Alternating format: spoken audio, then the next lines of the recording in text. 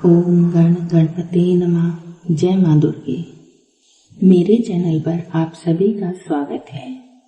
आज हम दुर्गा सप्तशती के सप्तम अध्याय का पाठ करेंगे। सप्तम अध्याय में चंड और मुंड इन दोनों असुरों के वध का वर्णन मिलता है। अगर आपको मेरे द्वारा किया गया पाठ पसंद आता है तो आप प्लीज मेरे चैनल को लाइक और सब्सक्राइब कीजिए और अपने दोस्तों के साथ शेयर भी कीजिए। और अगर पाठ करने में कोई त्रुटि हो जाए तो क्षमा कर दीजिए। तो अब हम पाठ आरंभ करते हैं। सप्तम अध्याय। ऋषि बोले, तब आज्ञा पाते ही चंड और मुंडादि असुर आयुधों से सुसज्जित होकर चतुरंगणी सेना के साथ चल पड़े।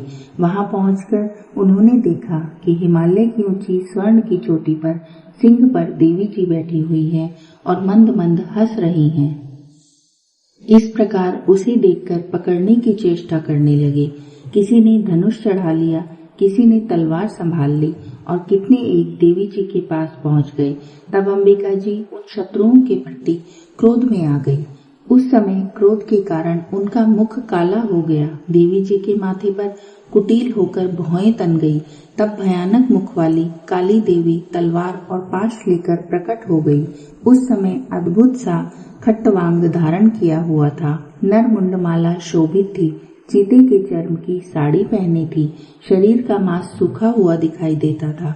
अत्यंत भयानक रूप था। मुख को विस्तार से फैला रखा था। लपलपाती हुई जीवा और भी विकराल हो गई थी।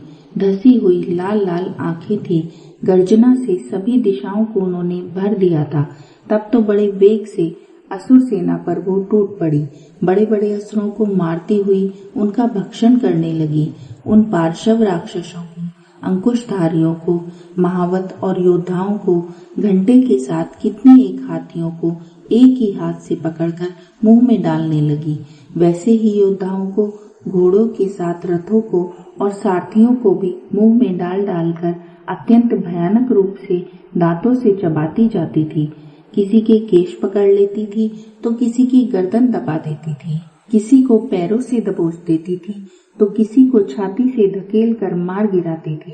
असुरों के द्वारा छोड़े गए अस्त्र शस्त्रों को मुंह से पकड़ती जाती और दांतों से पीसती जाती।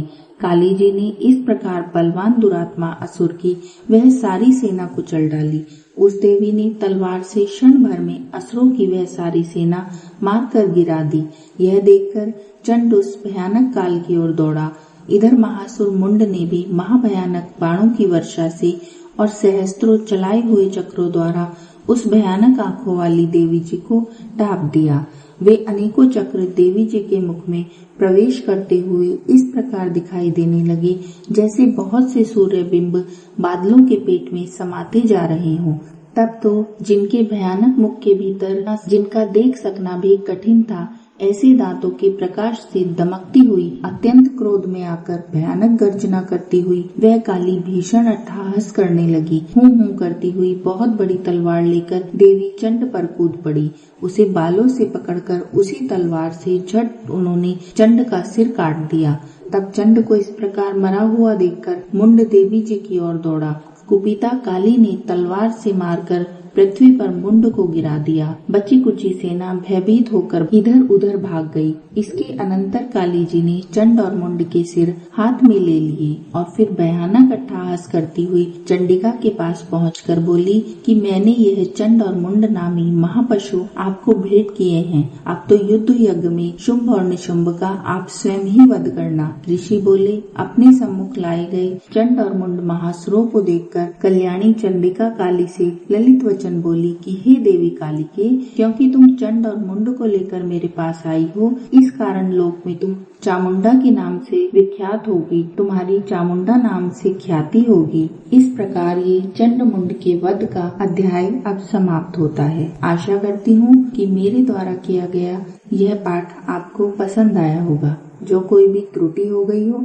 उसे क्षमा कर दीजिएगा। बोलो जयकारा शेरा वाली का। बोल साचे दरबार की जय।